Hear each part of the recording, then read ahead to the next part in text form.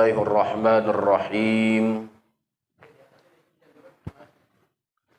Assalamualaikum warahmatullahi wabarakatuh. Alhamdulillah. Alhamdulillahi rabbil alamin. Wassalatu wassalamu ala sayyidina Muhammadin wa ala alihi wa ashabihi wa man tabi'ahum bi ihsan ila yaumiddin. Faqad qala Allah Ta'ala fi kitabihil karim wa huwa asdaqul qa'ilin. Subhanaka la ilma lana illa ma 'allamtana innaka antal alimul hakim. Sadaqallahul azim wa balagha rasuluhun nabiyyul habibul karim. Wa nahnu ala dhalika minasyahidin wa syakirin walhamdulillahi rabbil alamin. Pertama-tama senantiasa kita panjatkan puja dan puji syukur kita ke hadirat Allah Azza wa Jalla, karena alhamdulillah pada kesempatan malam hari ini kita masih diberikan begitu banyak kenikmatan oleh Allah Subhanahu wa Ta'ala. Salah satunya adalah dengan kenikmatan panjang umur yang diikut sertakan dengan kesehatan wal afiat, atau dengan sehat wal afiat.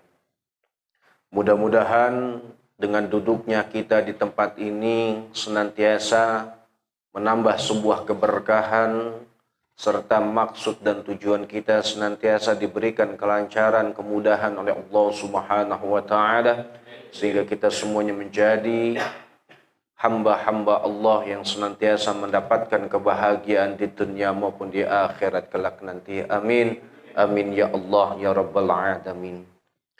Alhamdulillah, pada kesempatan malam hari ini kita sudah masuk pada bab tentang babu jaza'i wuddillah, yaitu di halaman 24 yang atas. Man utawi siapa ne wong iku badala nyerahaken sapa siman lillahi maring Gusti Allah sirfal wuddi murni demen, saqahu maka nginumi ingman Allah sapa Allahu Allah sirfal karimi murnine lomane Gusti Allah.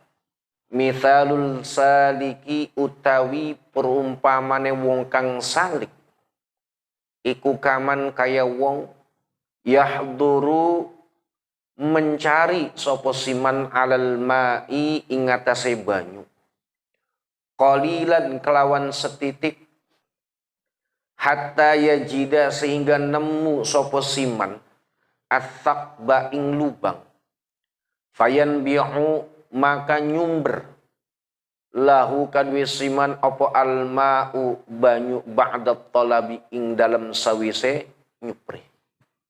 Wa mithalul mahdzubi utawi perumpamane wong kang ditarik ke hadrat Allah iku kaman kaya wong aroda kang ngarepaken sapa siman almaa ing banyu, fa amtarat maka hujan lahu bagi siman apa sahabatun mendung atau awan mendung, fa akhadha maka ngalap sapa siman minha saking sahabah ma ing barang yahtaju kang butuh sapa siman ilahi maring ma min ghairi ta'abin saking ora kesusahan. Idza a'taita tatkalane diupai sapa sira, ketika engkau diberikan nafsaka ing awak sira, nafsaka ing nafsunya sira, kullama ing saben-saben barang tashtahi kang kepengen sopo sira, tashtahi kang kepengen sopo sira watat lubu dan nyupri sopo sira min syahawati saking pira-pira syahwat, kung tamakana sopo sira iku kaman kaya wong fi baitihi iku tetap ing dalem rumahne siman hayatun utawi ular, yusamminuha kang lemuaken atau gemukaken sapa simanha ing hayatun kulla yaumin ing dalam saben-saben dina hatta taqtulaha sehingga mateni opo ular ingman. Walau ja'ala dan lamun dadiaken sapa Allahu Allah fika ing dalam sira ar-ruha ing ruh min ghairi nafsin saking ora nafas la ata'ta yaktina ta'at sapa sira wa ma asaita dan ora maksiat sapa sira. Walau ja'ala dan lamun dadiaken sapa Gusti Allah fika ing dalam sira an nafsa ing diri min ghairi ruhin saking tanpa ruh la asaita yaktine maksiat sapa sira wa ma ata'ta dan ora taat sapa sira. Falidzalika maka karena itu madzkur ja'ala wis dadiaken sapa Gusti Allah fika ing dalam sira al-qalba ing hati war ruhu dan ruh wan nafsa dan nafs wal hawa dan keinginan. Kan nahlati kaya lebah ja'ala wis dadiaken sapa Gusti Allah fiha ing dalam nahlah allas ata ing sengatan wal asala dan madu. Falidzalika maka karena itu madkur tatalawanu bermacam-macam opo an-nahl. Fal asalu maka adapun madu iku tetap iku bibirrihi kelawan kebaikan Gusti Allah. Wallas'u anapun utawi sengatan iku biqahrihi kelawan bahayane Gusti Allah. Fa arada maka ngarepaken sapa Allahu Allah ayak sira nyenta mecah atau ngalahaken sapa si man dakwatan nafsi ing ajakan nafs, dakwatan nafsi ing ajakan diri biwujudil qalbi kelawan anane hati, wa da'wal qalbi dan ajakannya hati biwujudin nafsi kelawan wujudnya di diri. Hadirin yang insyaallah dimuliakan dan dirahmati Allah Subhanahu wa taala. Dalam kesempatan malam hari ini kita akan sedikit mengupas tentang bagian sebuah anugerah. Sebuah bentuk kasih sayangnya Allah yang senantiasa Allah curahkan kepada setiap makhluknya, khususnya adalah manusia. Syekh Abu Athaillah mengatakan di sini, jadi barang siapa yang menyerahkan atau berpasrah segala bentuk urusannya kepada Allah Subhanahu wa taala, maka disitulah sebuah murninya rasa sukanya diri kita kepada Allah. Dengan apa yang sudah kita kerjakan ketika dalam sebuah pekerjaan itu dilandasi dengan sebuah bentuk kepasrahan secara totalitas. Orang yang salik itu dilaksanakan seperti orang yang mencari air. Gitu. Laksana orang yang sedang mencari air yang sedikit. Sehingga seorang yang salik ini menemukan sebuah lubang, di mana lubang ini mampu menampung air yang begitu banyak yang nanti akan dia kumpulkan setelah dia mencarinya. Maksudnya apa? Dalam segala bentuk amalia, kita sedikit demi sedikit mengumpulkan segala bentuk perbuatan amal-amal soleh kita, sehingga nanti amal soleh yang kita lakukan selama di dunia ini terkumpul dan bisa kita nikmati ketika kita berada di alam akhirat. Karena yang namanya sebuah bentuk rasa cinta, dikatakan qala Yahya bin Mu'az Ar-Razi rahimallahu ta'ala, mithqalal khardalatin minal hub ahabbu ilayya min ibadati sab'ina sanat. Sesungguhnya rasa cinta diri kita kepada Allah, walaupun sebesar biji sawit, itu kata Allah, ahabbu ilayya, itu lebih aku sukai daripada orang yang beribadah selama 70 tahun. Tetapi dia tidak pernah menemukan sebuah bentuk mahabbah, rasa cinta kepada Allah. Orang yang cinta itu dilaksanakan seperti orang yang mabuk, dan dia tidak akan pernah bangun dari mabuknya itu ketika dia tidak melihat, ketika dia akan terbangun kecuali melihat orang yang dia cintai. Nah ini kan sederhana gitu, rasa bentuk mahabbah diri kita kepada Allah. Kalau kita selama ini nggak pernah merasakan mabuknya, senangnya, enaknya dalam sebuah ibadah, berarti menunjukkan bahwa kita ini teramat langka rasa sukanya diri kita kepada Allah. Semakin banyak kita terus beristiqomah dalam sebuah ibadah, adalah sebuah bentuk bagaimana diri kita ini bisa menanam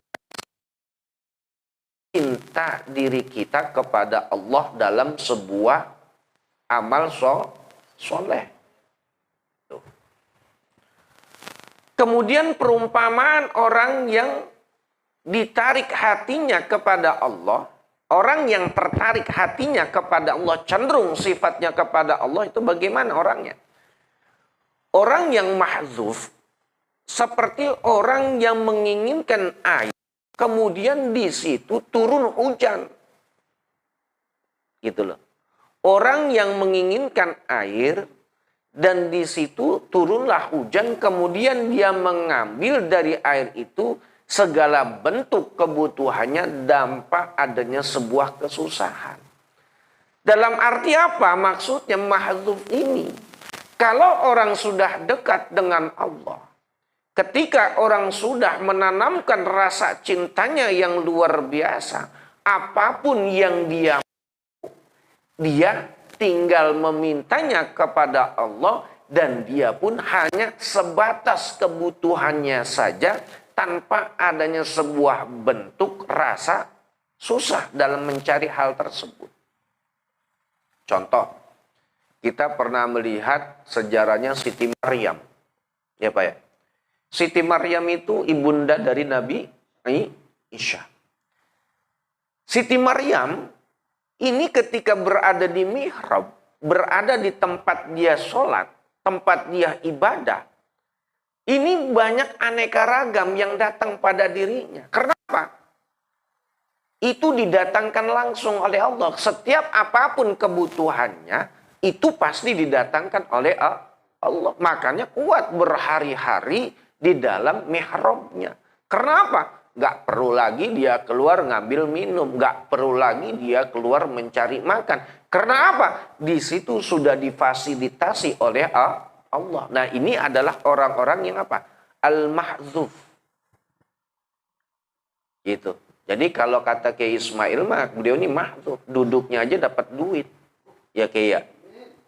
Duduknya aja dapat duit. Apalagi sambil main HP. Kling. Wah ini duit pasti datang. Tuh. Itu namanya tingkatan mahzuf. Nah. Ketika kita memperturuti segala bentuk hawa nafsu dan keinginan kita, maka diibaratkan seperti kita ini memelihara ular di dalam rumah kita. Ular kita kasih makan, kita fasilitasi luar biasa, tetapi ular ini yang nanti akan membunuh diri kita. Begitupun nafsu. Hawa nafsu kalau kita perturuti terus-menerus, ini pada hakikatnya akan membunuh diri kita sendiri. Dalam hal apa? Dalam segala bentuk, terutama dalam ibadah. Makanya kalau orang semakin banyak maksiat kepada Allah, maka dia bukan semakin dekat, tetapi semakin jauh kepada Allah. Tuh. Kemudian dikatakan, kalau Allah menjadikan ruh tanpa adanya sebuah nafsun. Nah, nafsun ini adalah sebuah bentuk karakter yang mengajak kepada sisi-sisi negatif. Itu loh, paham Pak ya? Kalau qalbun adalah sebuah bentuk di mana manusia itu memiliki sebuah hasrat dalam segala bentuk yang sifatnya adalah apa? Kebaikan. Begitu. Itu qalbun. Beda kalau nafsun. Jadi, roh ini sesuatu yang sifatnya halus, tetapi roh ini tidak ada yang namanya apa? An-nafsu wal hawa. Kalau roh. Jadi kalau roh ini murni. Nggak ada hasrat kalau roh itu. Karena apa? Sifatnya adalah lembut. Sifatnya adalah tidak kasar. Makanya tidak diikuti dengan an-nafsu wal hawa. Kalau yang namanya apa?